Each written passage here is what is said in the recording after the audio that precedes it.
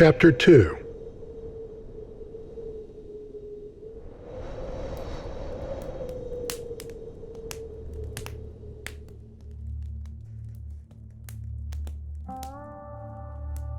Megan's cabin had been built by her father some unknown number of years back.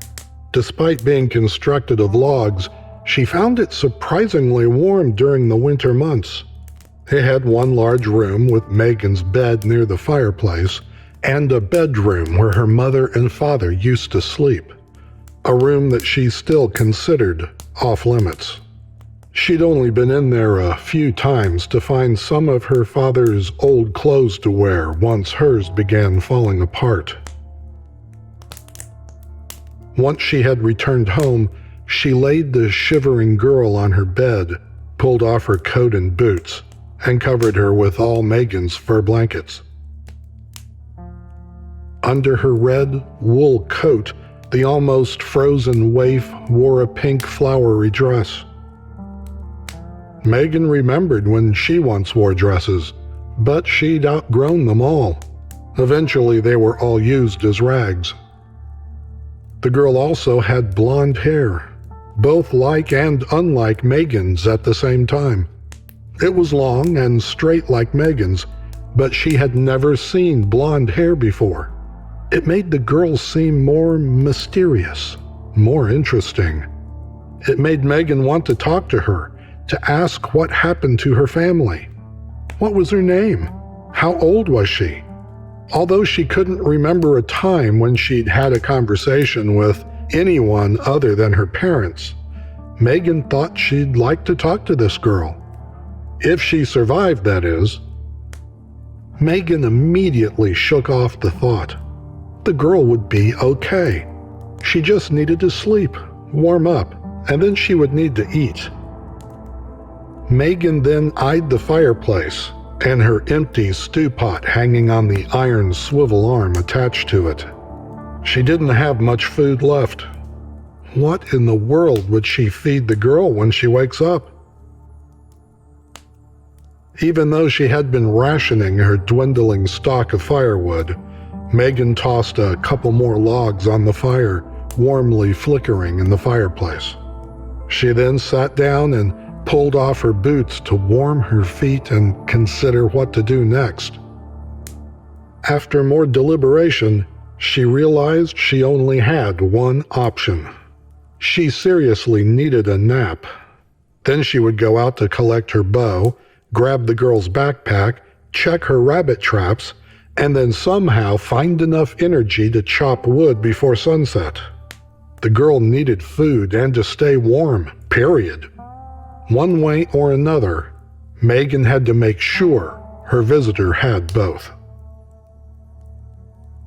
After a short nap in front of the fireplace, Megan checked on the strange girl in her bed. She hadn't moved an inch, but she was still sleeping soundly, no longer shivering. Good. Now, Megan had time to go collect her belongings, check her traps, and get dinner started. She slipped on her father's boots and went out to fill the stew pot with snow, then returned the pot to the swivel arm. Being that it had snowed last night, she didn't have to go down to the river for water this time. Saved her a little time. After she pushed the pot into the fire, she was ready to leave. Hopefully, Megan would be able to get her chores done and get back before the girl awoke. The poor thing would have no idea where she was. Megan rushed toward the door, but then stopped, realizing her bow, her only weapon, was a mile away. What if she ran into wolves? Or worse, the nomads? Her gaze rose to the double-barrel shotgun resting on hooks above the cabin's door. That was her father's gun. She'd never fired it before and couldn't remember a time when she'd seen anyone use it. She wasn't sure if it even worked. Hell, did it even have bullets in it? She had no idea how to even check. Then again, she needed something. Her father's axe also leaned up against the wall beside the door, but that was dull. She could barely chop wood with it anymore. So what good would it do to her if she were attacked by an animal? There was only one solution. She'd have to take the gun and pray she wouldn't need it. On her toes, Megan pushed the shotgun off its hooks with her fingertips. It fell. She quickly caught it before it landed on the floor. After looking it over, she bounced it in her arms to gauge the weight. About 3 feet in length, heavier than it looked, but it seemed simple enough to understand. There was only a handle and a trigger to worry about. Just point the business in toward the animals. Just then, the girl in her bed loudly wailed in excruciating sadness. The soul-crushing sound wound around Megan's heart and held her in place, but just for a moment. Setting the shotgun beside the axe, Megan rushed over to her and knelt beside the bed. You're okay, little girl. The girl covered her mouth with her hands and cried even harder. Just like she twisted her hands together when upset, Megan's heart twisted in shared pain on hearing the girl's anguished cries. She wanted to hold her, comfort her, but that was also problematic. Megan didn't like to be touched. She could try, but what would she think if Megan panicked and immediately sat her back down? She would take it as Megan didn't care. That's how she'd take it, or didn't like her. Shh! Don't cry. I'm here. You're safe now. Nothing Megan said seemed to help. The girl rolled over, covered herself with the furs, and cried some more. She was inconsolable. Please don't send me back. There's nothing to be afraid of now. You're safe. The girl cried and cried, but she said nothing more. Wondering what to do, Megan stood and paced. She couldn't leave the girl now, but the poor thing still needed to eat. If Megan didn't overdo it with the firewood, she could keep a warm fire burning through the night and morning. Maybe not as hot as she'd prefer, but warm enough. The problem was food. After a myriad of thoughts had raced through her mind, Megan decided she could manage enough ingredients for one pot of stew. It wouldn't be great, but it would suffice. She could make this work. She stopped at the bed and patted the girl on the back. I'm going to make us supper. I'll be right back, okay? The girl didn't reply. She only wailed more. Megan turned. She pulled the rug off the floor and tossed it aside, revealing the cellar door. After flinging the door open, Megan ran back to the fireplace and snatched her candle from the mantel. After lighting it on the fire, she hurried downstairs. Her cellar was almost as big as the cabin above, only barren. All the shelves that were once filled with crates of canned fruits and vegetables were all empty. Even the crates themselves had been broken down and used as firewood. All that remained was the basket half full of mushrooms and onions. Both Megan never liked but had learned to eat. It was still food, and she was no longer picky about what she put in her belly. After grabbing 2 onions and 2 mushrooms, she raced back upstairs and slammed the door shut. She blew out the candle. Even candles must be rationed now. She wasn't sure she had enough to last for the upcoming winter. After she had chopped the vegetables near the wash basin, Megan placed the pieces of mushroom and onion in the stew pot, then snipped off a few leaves from her mother's sage plant and added them to the stew. Hurrying outside, Megan made her way to the back of the house, where she sat down on one of the 2 ancient tree stumps that sat side by side, the place where she processed rabbits before taking the meat indoors. After pulling her knife from the stump, she snatched yesterday's carcass off the ground. She dusted the snow from it, then carefully she scraped away at the fur and bones, trying to pick off even flecks of meat. Even a few morsels of meat were better than nothing. After 10 minutes of effort, she finally gave up. Megan had a few pieces of meat, very tiny. There just wasn't much to find. She cleaned her catch as well, always had. She considered going off to check her rabbit traps, but then again, her thoughts were dashed by the girl in her bed. She could still hear her crying. Megan couldn't leave her just yet. She had to make sure she was okay before she could leave her alone. That was the right thing to do. Maybe she could go out after supper, if she made it quick, and if she could be back before dark. Megan stood. Since she had almost no meat, Megan decided to take the rabbit's leg bones too. At least there were fat and nutrients inside them, and flavor.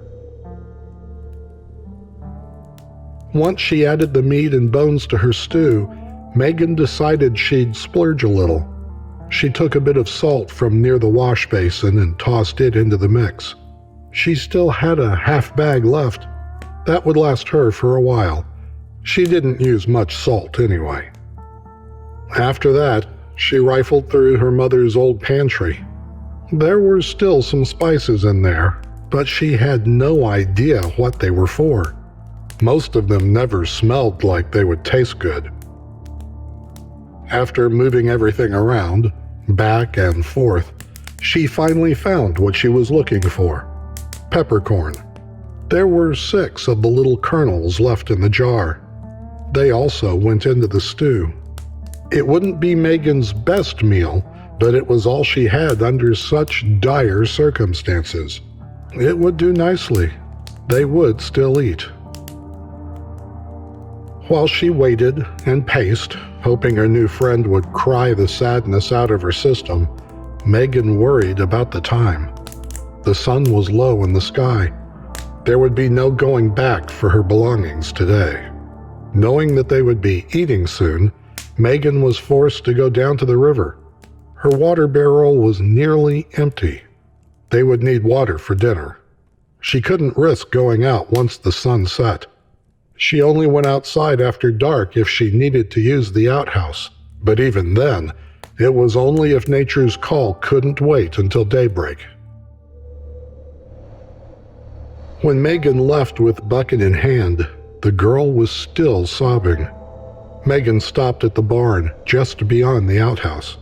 The barn had been built to house a dozen horses, but all the stalls were empty but one, the one with her horse, Buttercup, in it. The mare was kneeling on all fours, eyes closed, her head almost lying on the straw.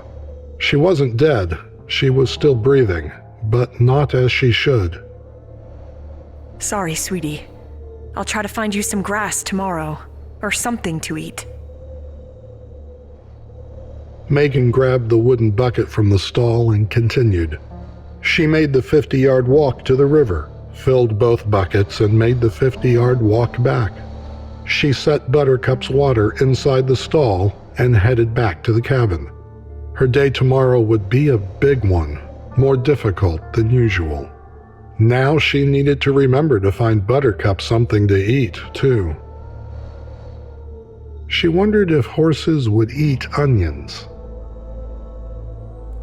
When she re-entered the cabin, things had changed. The girl was now sitting up in bed, sniffling, continually wiping tears from her reddened cheeks. Hi, was all Megan could think to say. The family water barrel sat near the wash basin in the kitchenette portion of the family room, just past the wooden dining table. Megan poured her bucket of water into it, then grabbed a mug off the hook near the kitchen window. With the water barrel's ladle, she filled the mug and walked it over to her visitor. Want something to drink? Megan offered her the mug. The girl snatched it from her hands and guzzled down every drop. After a moment spent staring off at nothing, the girl handed the mug back and wiped her lips. Who are you? I'm Megan. Who are you? Allison. She wiped her eyes again. Megan carefully sat down on the edge of the bed, as far away from the girl as she could get. I have supper cooking. You want some? You hungry? She nodded. You want some more water? The girl nodded again.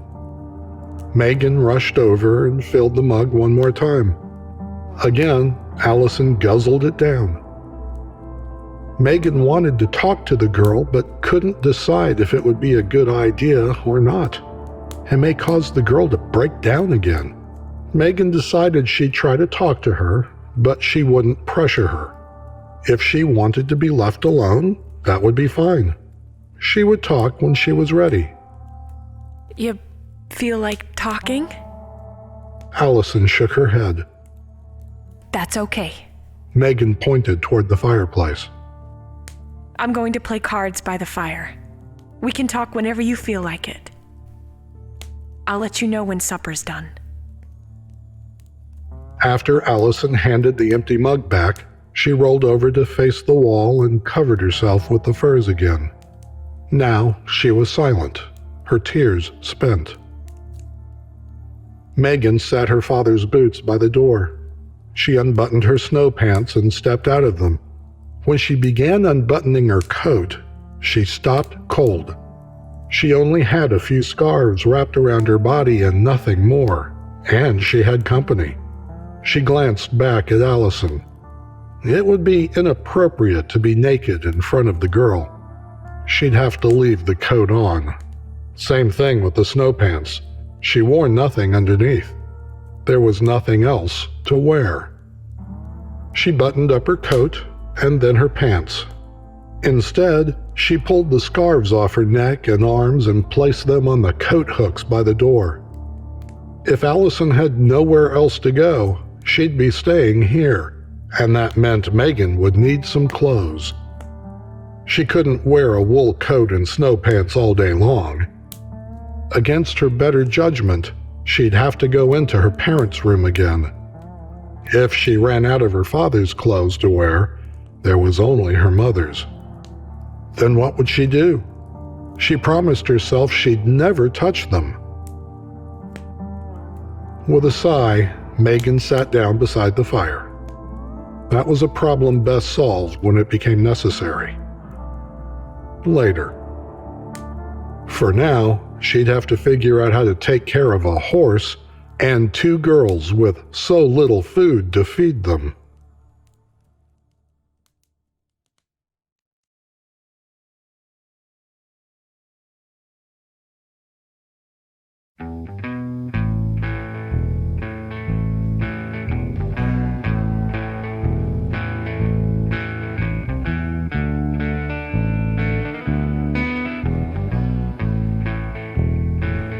I'm just a poor, wayfaring stranger, traveling through this world.